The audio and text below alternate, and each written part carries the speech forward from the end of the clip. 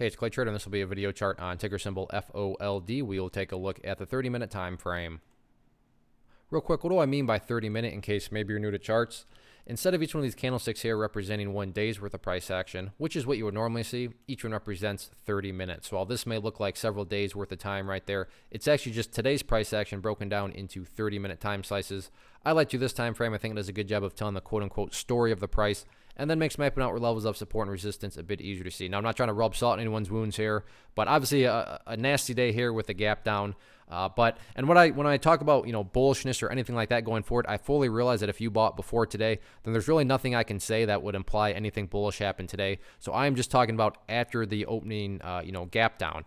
And when I say that, and this will mean a little bit more to those of you that have traded for a while, but if you have traded, I'm sure you've seen stocks where the price gaps down, and then after the gap down, it does one of these numbers where the price just continues to drift further and further down throughout the day. That was not the case here with FOLD.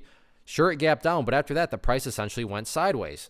Now, don't get me wrong, I'm not sitting here saying that, and because it went sideways, this thing's guaranteed to bounce up to $8 tomorrow. I'm not saying that at all. I'm just saying that the bulls did show some signs of strength via just going sideways and not having the price continue to bleed and bleed and bleed even after the open. So again, doesn't mean that this thing's skyrocketing tomorrow just because it went sideways. I'm not saying that, but does it mean that it showed some signs of strength? Yeah, it's a sign of strength that the bulls were able to kind of level things off.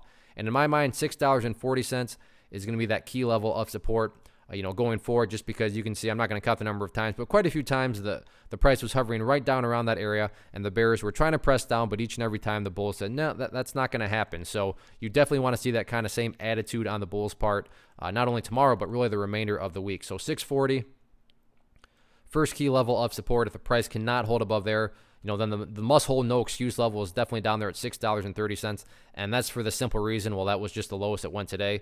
So if the price were to, break below there, or worse yet, close below that point, then at that point, that just implies that, wow, the price is now put in even lower lows. But as it stands right now, bulls are trying to put in a higher base here, so we'll see if they can do it.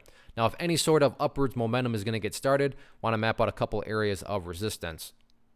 The key level of resistance in my mind is right here, which is basically the top of this channel, and that sits at $6.60. Multiple times the bulls did try to break up above it, and several times got rejected directly at it. So before any talk about bounces or reversals or anything like that should really be being talked about, $6.60 is definitely that key level of resistance that needs to be broken. So interesting setup with the sideways price action.